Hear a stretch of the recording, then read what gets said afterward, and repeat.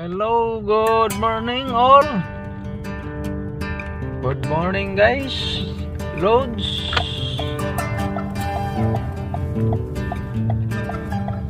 Idol. Ma'am sir. Ohayo gozaimasu. Good morning all, ma'am.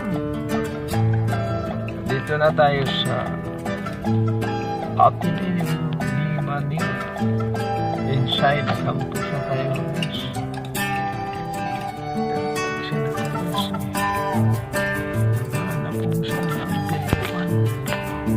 So again guys, good morning.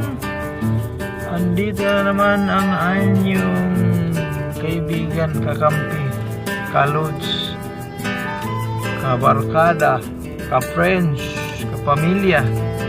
Walang iba. Ang nagmamahal na tunay. Chulas Vlog. So again guys, I'm here now in Ateneo di Manila. Maybe my friends is coming now. Please, slowly friends, all friends, all worker, slowly, because maulap ng araw na to. Parang ulan guys. So again guys, thank you so much sa all followers, all nag-subscribe, all maintain my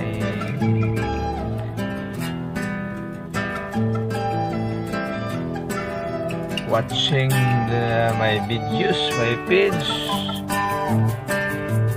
Thank you again guys, a million of thanks to all subscriber, followers, friends, family, neighbor.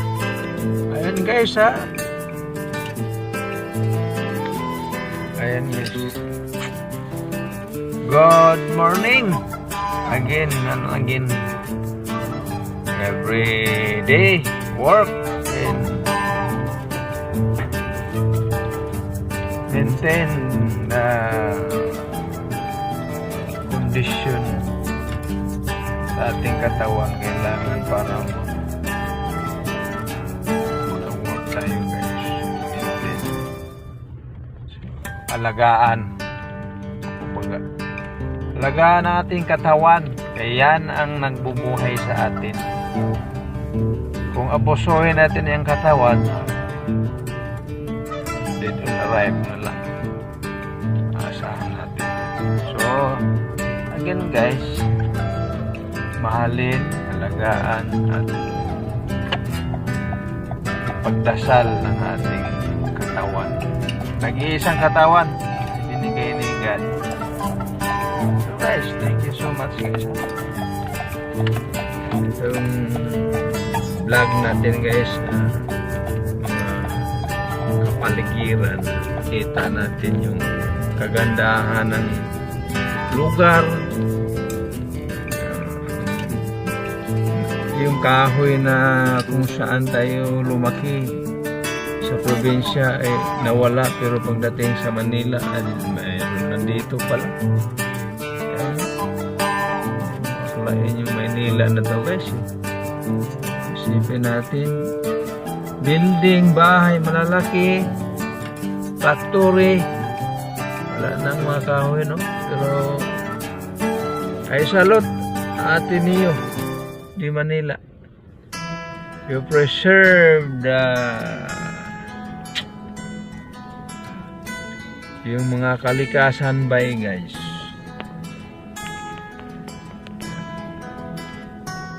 You preserve ba nila guys, hindi nila inabuso. Pwede naman nilang putulin, gawing building din, bahay din dito sa loob, o gawing opisina. Pero ayan guys, tutok natin yung acacia guys ha, acacia, good lumber din to guys. So dito mo rin makikita sa Ateneo di Manila. yung kagandahan ng mga kalikasan dito na hindi pinaubusan. So again guys, I'm proud andito tayo guys na lagi natin nakikita araw-araw yung mga kaganapan dito guys, yung trabaho natin. So thank you so much. Always take care sa work kahit saan man tayo guys. God always guide, protect, love. Nandiyan lahat ni God guys. So again, doon tayo manatili kaniga kasi andyan na sa kanya lahat.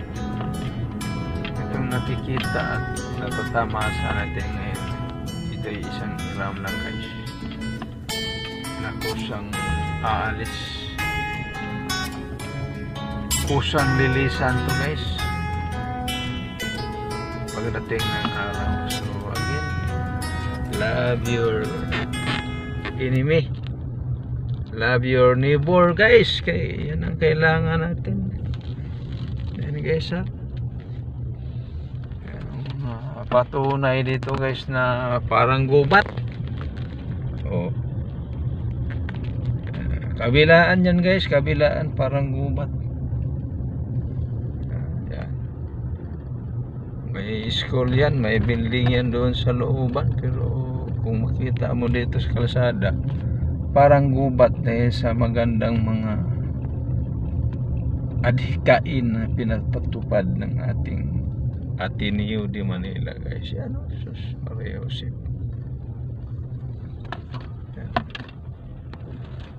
Punong puno talaga. Yan ang punong puno. Ang laki. Yan. Sa kabilang bansa ito guys, yung unang vlog natin. Ito kabilang side na naman to guys. Parang pine tree, parang man-made forest in Bohol. Ayan. So thank you. Mabuhay po tayong lahat guys, saan man tayo sa mundo ngayon. Luzon, Visayas, Mindanao, shout out.